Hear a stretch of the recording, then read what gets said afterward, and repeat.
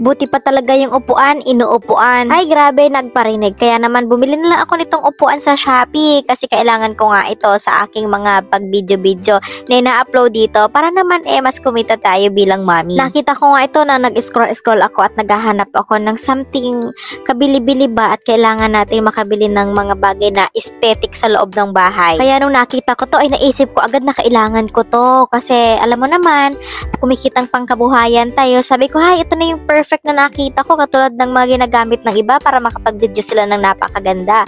Ito ba yung kanilang background ba? Dito yung setup nila, hindi na mahirap. Tingnan nyo naman, mabilis lang din siya ikabit.